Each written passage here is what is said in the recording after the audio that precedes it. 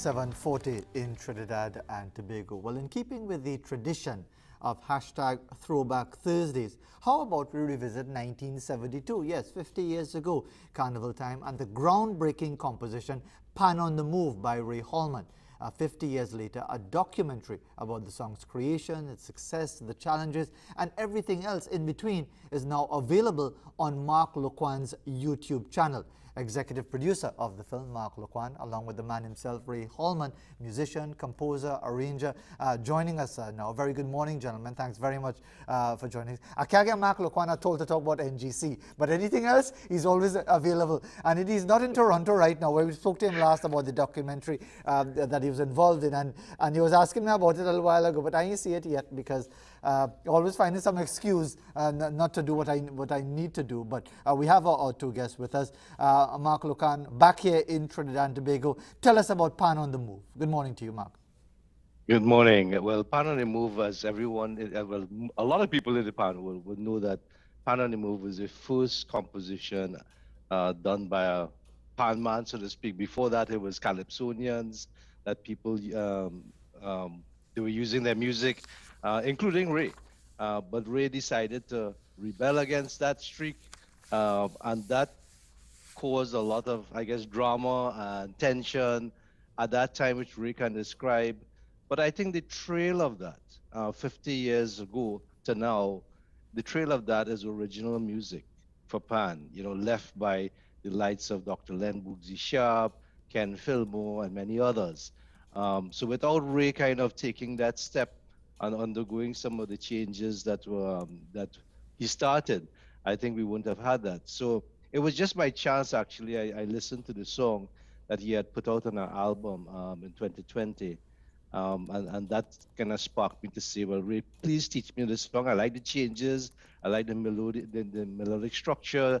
Teach me the chord progressions, which he did.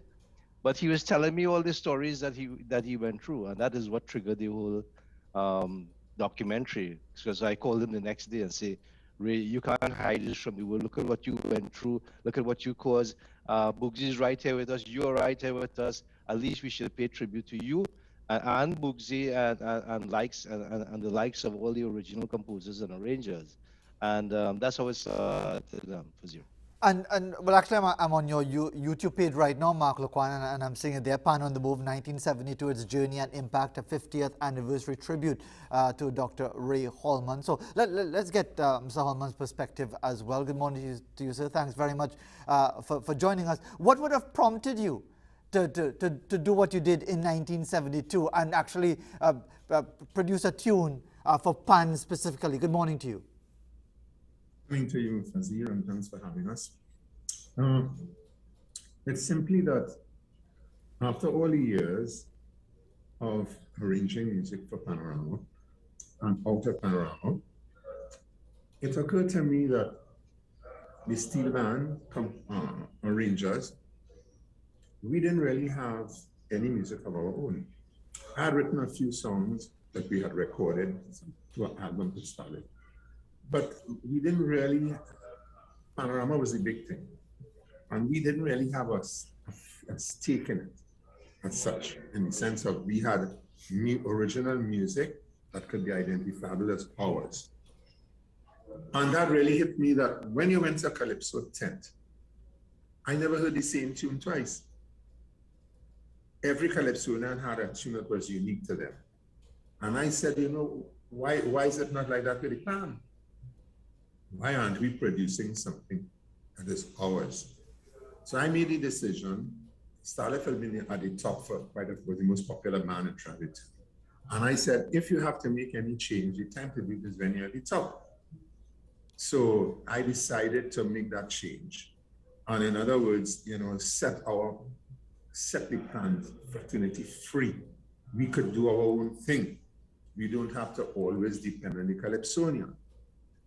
And that was the idea behind it. And I'm sure, Mr. Holman, a lot of the information will come out in the documentary itself. But before I go back to Mark Loquan, what was the reaction at the time? Of course, it's very different now. I mean, nobody sees any issue with that. In fact, it's almost expected that an arranger would produce something specifically for the Pan for competition and so on.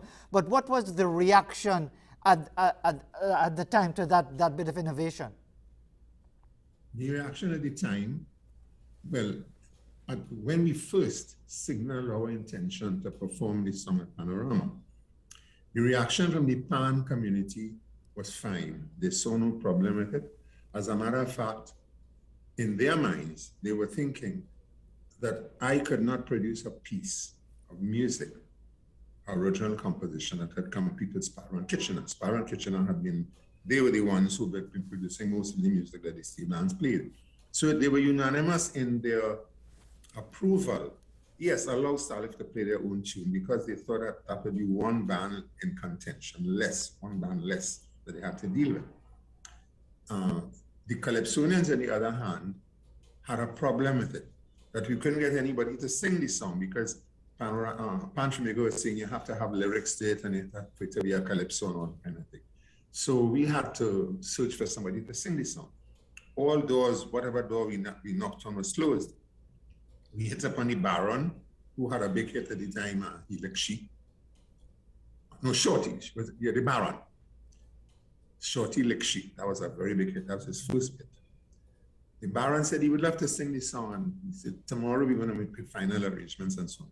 When we got back to him, he said, Sparrow told him if he sang that song, he wouldn't be able to sing in his tent that day.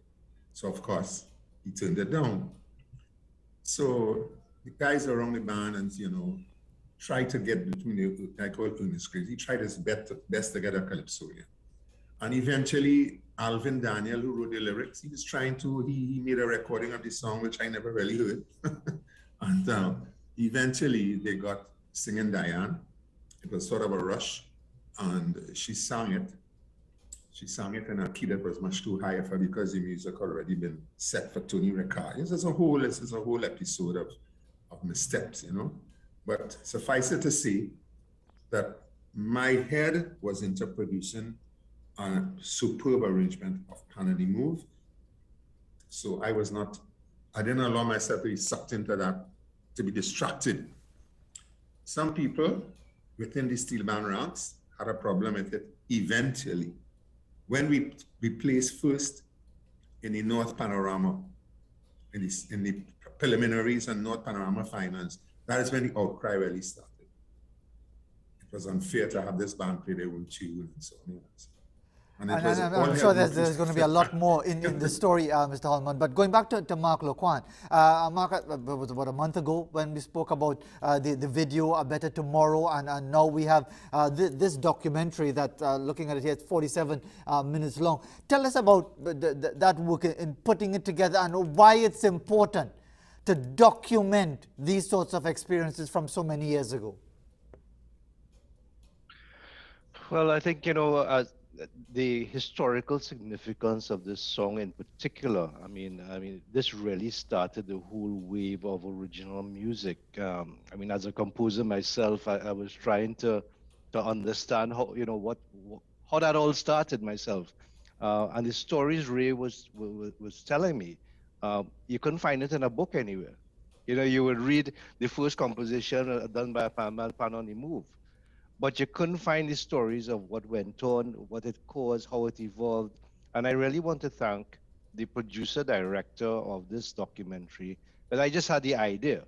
But the idea I had was Ray and Bugsy telling the story themselves, and we performing it an acoustic version in Ray's living room.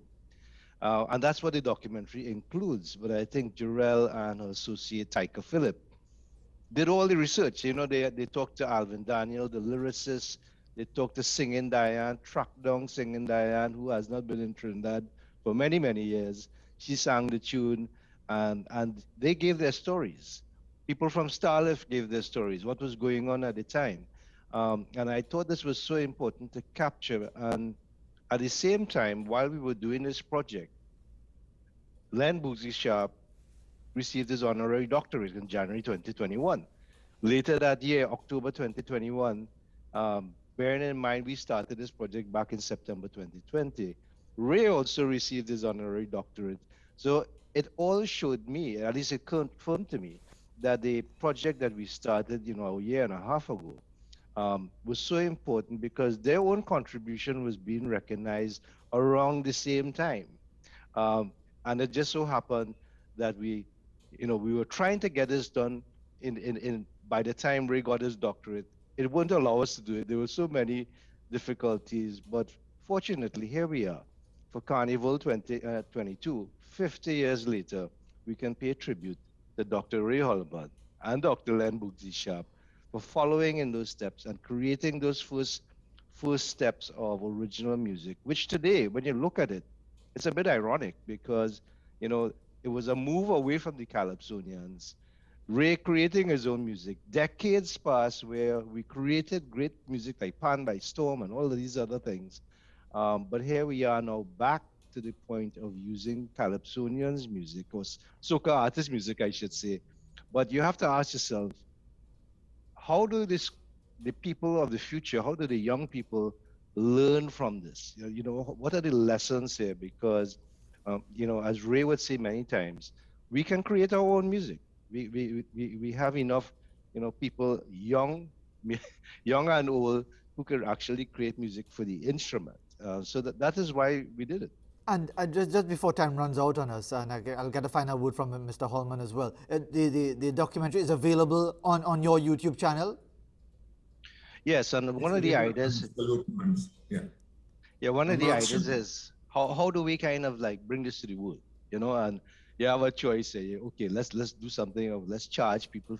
No, I mean what is done here. It's on my channel. I mean I'm producing these things, but it really should be for free, and it should be for the entire global pan community, students, teachers, and everyone, because it's such an important story to be learned, and lessons to be learned for where we are today. Okay, and finally, Mr. Holman, and again, we thank you very much for taking the time to be with us. I presume that you've seen the end product. Are you happy with it, with the end product, with the documentary, Mr. Holman? Man, it's wonderful. I'm very pleased to be associated with it, and the fact that Mr. Loquan had the thought, the idea, the enterprise to put this out at no small cost, may I add, and to Gerelle Forbes for her research and the very interesting scenes that she portrayed. It's a lot of this film in my home here, and all around the area and panyards and so on. So it's wonderful. I couldn't say more than that. It's wonderful. I'm very happy with it. Mr. Holman, we want to thank you very much as well, Mark Loquan, also for your efforts in this regard. And as he mentioned, it is available on his YouTube page. It's at the very top, the first item on the page, together with the Better Tomorrow, the music video that we highlighted, sung by Terry Lyons just about a month ago. Thank you very much, gentlemen, for taking the time to be with us this morning. 7:53 in Trinidad and Tobago. As we go to another break, here's an image from Roger McDowell of Pearl Gardens in Pitti Valley. He's usually presenting us with images from his yard and his garden and so on. This time, though, he calls it an evening on the coastline in Kokori. Very, very nice as we go to the break.